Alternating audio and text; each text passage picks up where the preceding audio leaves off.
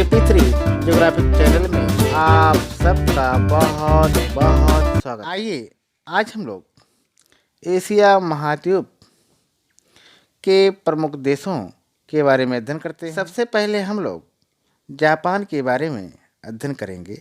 आइए देखते हैं। जापान एशिया की मुख्य भूमि के पूर्व में प्रशांत महासागर में स्थित है।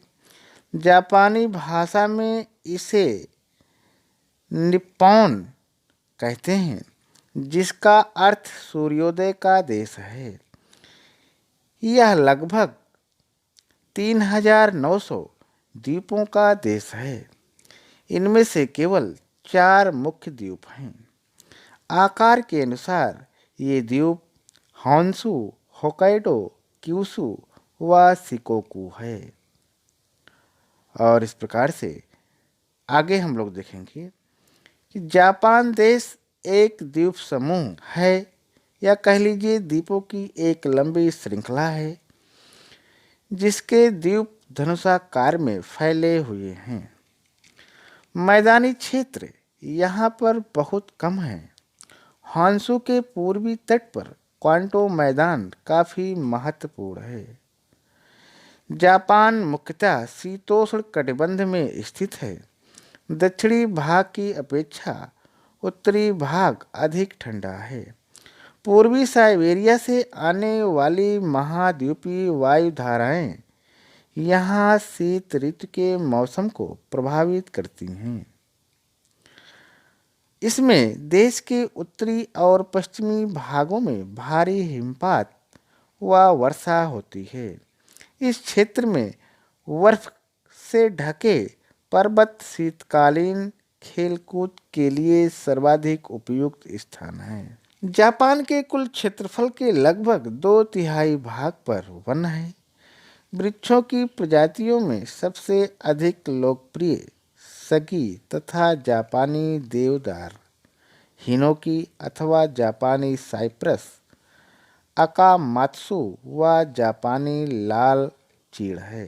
और आगे हम लोग देखेंगे। जापान मोटर वाहन, इस्पात, समुद्री जहाज, विविध प्रकार की मशीनें तथा इलेक्ट्रॉनिक्स सामान का निर्यात करता है। जापान का सबसे बड़ा व्यापारिक सहयोगी संयुक्त राज्य अमेरिका है। जापान को द्वीपों का देश भी कहा जा सकता है, क्योंकि इसमें कम से कम 3,900 द्वीप सम्मिलित है। जापान की सबसे बड़ी नदी शिनानो है। जापान ज्वालामुखियों व भूकंपों का देश कहा जाता है। जापानी लोग इसे फ्यूजियामा के नाम से पुकारते हैं। यह जापान के प्राकृतिक सौंदर्य का प्रतीक है। जापान के दक्षिणी भाग में उष्णकटिबंधीय भयंकर तूफान आते हैं। और इस प्रकार से आगे हम लोग देखेंगे। जापान के दक्षिणी भाग में उष्णकटिबंधीय भयंकर तूफान आते हैं, जिन्हें टाइफून कहते हैं। ओसाका वस्त्र उद्योग का सबसे बड़ा केंद्र है। ओसाका को पूर्व का मैनचेस्टर कहा जाता है। जापान में सरप्रमुख 1872 ईस्वी में टोक्यो से याकोहामा तक रेल मार्ग बनाया गया। याकोहामा जापान का सबसे बड़ा प्राकृतिक बंदरगाह है। आइए देखते हैं। नागासाकी जापान का सबसे पहला विकसित बंदरगाह है। ये जापान का मानचित्र है। और जापान के मानचित्र में आप लोग देखेंगे कि जापान में 4 बड़े द्वीप हैं, जिसमें सबसे उत्तर में होक्काइडो है, और होक्काइडो के दक्षिण में होन्शु है, और उसके दक्षिण में शिकोकू, और सबसे दक्षिण पश्चिम में क्यूशू द्वीप है। और इस प्रकार से जापान के पूर्व में प्रशांत महासागर का विस्तार पाया जाता है, पश्चिम में जापान सागर है। ठीक, जापान की राजधानी टोक्यो है। देखते हैं। नगोया को जापान का डेट्रॉइट कहा जाता है। ठीक, ओसाका को जापान का मैनचेस्टर कहते हैं, जो सूती वस्त्र उद्योग के लिए प्रसिद्ध है। और अगस्त 1945 को जो बम गिराया गया था नागासाकी पर, वो क्यूशू द्वीप पर स्थित है। जापानी भाषा जापान को निप्पॉन कहते हैं, जिसका अर्थ होता है सूर्योदय का देश। आगे हम लोग देखेंगे नेक्स्ट कंट्री चीन, या कह लीजिए चाइना के बारे में हम लोग अध्ययन करेंगे। आइए देखते हैं। चीन आकार की दृष्टि से चीन विश्व का तीसरा सबसे बड़ा देश है। इसे 14 देशों की स्थल सीमाएं मिलती हैं। तिब्बत, जिनजियांग इन पर्वत श्रेणियों के मध्य स्थित है। यह विश्व का सबसे बड़ा पठार है, या कह लीजिए तिब्बत इन पर्वत श्रेणियों के मध्य स्थित है। यह विश्व का सबसे बड़ा पठार है। इसकी औसत ऊंचाई 4000 मीटर है। तकलामाकन का ठंडा व निर्जन रेगिस्तान तारिम बेसिन में स्थित है। लोयस पठार बहुत बारीक कणों वाली पीली मिट्टी से बना है, जिसे लोयस कहते हैं। और इस प्रकार से आगे हम लोग देखेंगे कि तिब्बत के पश्चिमी क्षेत्र से अनेक नदियां निकलती हैं। 3 बड़ी नदियां सिंधु, सतलज तथा सांगपो, जो भारत में ब्रह्मपुत्र के नाम से जानी जाती है। इसका उद्गम स्थल एक दूसरे से बहुत पास है। ये तीनों नदियां हिमालय पर्वत को पार करने पर गहरे महाखड्ड बनाती हुई विभिन्न स्थानों पर भारत में प्रवेश हैं। आगे हम लोग देखेंगे साल्वीन मेकांग नदियां तिब्बत पठार के पूर्वी भाग से निकलती हैं। ये दक्षिण पूर्व एशिया की ओर बहती हैं। जिजियांग, चांगजियांग और हुआंग ही नदियां चीन में होकर पूर्व की ओर बहती हुई प्रशांत महासागर में मिलती हैं। इनमें से जिजियांग घाटी सबसे बड़ी है। ह्वांगहो उत्तरी चीन को सिंचित करती हुई बड़ी मात्रा में पीली गाद बहा कर लाती है। घाटी में गाद के जमाव के कारण यह नदी अपनी धारा प्रायः बदल लिया करती थी। पूरे क्षेत्र में बाढ़ आ जाती थी। और आगे चलते हैं। आगे हम लोग देखेंगे हांगकांग। हांगकांग एक देश दो नीति, इसके बारे में हम लोग अध्ययन करते हैं। 1997 में ब्रिटेन ने हांगकांग की संप्रभुता, यहाँ की पूंजीवादी और लोकतांत्रिक व्यवस्था को बनाए रखने की शर्तों पर चीन को सौंपी। और 2047 तक चीन ने भी रक्षा व विदेश छोड़कर हांगकांग की प्रशासकीय व्यवस्था में हस्तक्षेप नहीं करने का आश्वासन दिया। चीन ने हांगकांग को एक विशिष्ट प्रशासकीय क्षेत्र घोषित कर एक देश दो प्रणाली का फार्मूला तो अपनाया, लेकिन उस पर कायम नहीं रह सका। 50,000 से ज़्यादा हांगकांग वासी चीन के इस स्वभाव से जून 2014 में सड़कों पर विरोध में उतर आए थे। आधिकारिक तौर पर चीन का एक विशेष प्रशासनिक क्षेत्र है और इसके पूर्व, पश्चिम और दक्षिण में चीन सागर है।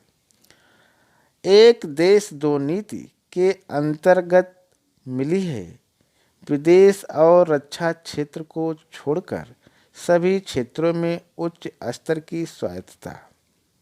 और इस प्रकार से हांगकांग की है अपनी मुद्रा, कानून प्रणाली, राजनीतिक व्यवस्था, आप्रवास पर नियंत्रण और सड़क के नियम हैं। आगे चलते हैं। आगे हम लोग देखेंगे म्यांमार। म्यांमार संघ जो पहले बर्मा के नाम से जाना जाता था, भारत व बांग्लादेश के पूर्व में व चीन गणराज्य के दक्षिण में स्थित है। म्यांमार की लंबी तटरेखा है जिसके साथ बंगाल की खाड़ी व अंडमान समुद्र है। ठीक, ये म्यांमार का ये मानचित्र है। ठीक, जिसमें हम लोग देख सकते हैं ये इरावदी नदी है। ठीक, और ये चिन श्रेणी है, ये चिंदविन नदी है, अराकान योमा श्रेणी है। ठीक, और उसके उत्तर में चौकन दर्रा है। ठीक, और सबसे उत्तर पूर्व में थाला दर्रा है, उसके दक्षिण में सान का पठार है। ठीक, और उसके दक्षिण में आएंगे तो पेगुयोमा श्रेणी है। फिर उसके बाद एक नदी है जिसका नाम सितांग नदी है। ठीक, ये मांडले है। ठीक, नाए प्योडा है। ठीक, और सबसे पूर्व में एक नदी है जिसका नाम है सालविन नदी। सालविन नदी म्यांमार व थाईलैंड की प्राकृतिक सीमा बनाती है। ठीक, इधर आप इस दक्षिण में आएंगे तो यहाँ मर्तबान की खाड़ी है। ठीक, ये आप देख रहे हैं ये तेना सरीम तट है। ठीक, ये कोको द्वीप है। ठीक है, और इधर पश्चिम में दक्षिण पश्चिम में बंगाल की खाड़ी है। ठीक, और आगे चलते हैं। आगे हम लोग देखेंगे म्यांमार भी भारत का पड़ोसी देश है। इसकी सीमाएं बांग्लादेश, भारत, चीन, लाओस व थाईलैंड से मिलती हैं। यहाँ पर भगवान बुद्ध के मंदिर बने हैं। इन सुंदर मंदिरों को पैगोडा कहते हैं। यही कारण है कि इसे स्वर्ण पैगोडों का देश कहा जाता है। म्यांमार की राजधानी नाए पीडा है। और आगे हम लोग देखेंगे कि म्यांमार की पश्चिमी सीमा पर अराकान योमा व दक्षिण की ओर टेना सीरम योमा पर्वत श्रेणी स्थित है। देश के उत्तरी भाग में हकाका, जिसकी ऊंचाई 5,881 मीटर है, यह सबसे ऊंची चोटी है। देश के मध्य भाग में इरावदी, सितांग व सालविन नदियां बहती हैं। इरावदी नदी म्यांमार की जीवन रेखा कहलाती है। इसके पूर्वी भाग में सान का पठार स्थित है। म्यांमार की तटरेखा काफ़ी कटी फटी है। इसमें गहरी दरारें, खाड़ियों व अंतरीप है। इस प्रकार की तटरेखा को दंतुरिक तटरेखा कहते हैं। इसमें कई प्राकृतिक पोताश्रय हैं। सालविन व इरावदी नदी का दोआब सुदूर पूर्व का चावल का कटोरा कहा जाता है। सालविन नदी के पूर्व में स्वर्ण त्रिभुज या कह लीजिए गोल्डन ट्रिएंगल है जो अफीम की खेती के लिए प्रसिद्ध है। स्वर्ण त्रिभुज बराबर होता है Burma plus Thailand plus Laos plus Vietnam. आगे हम लोग देखेंगे म्यांमार कई खनिज पदार्थों जैसे खनिज तेल, टंगस्टन, सीमा, जस्ता व टिन में समृद्ध है। यहाँ के सान पठार व कायिंती पठार खनिजों से भरपूर है। विश्व में दुर्लभ माणिक्य रत्न के लिए म्यांमार विश्व प्रसिद्ध है। और इस प्रकार से आज हम लोगों ने एशिया महाद्वीप के प्रमुख देशों के बारे में हम लोगों ने अध्ययन किया। आज यहीं तक। बहुत बहुत धन्यवाद।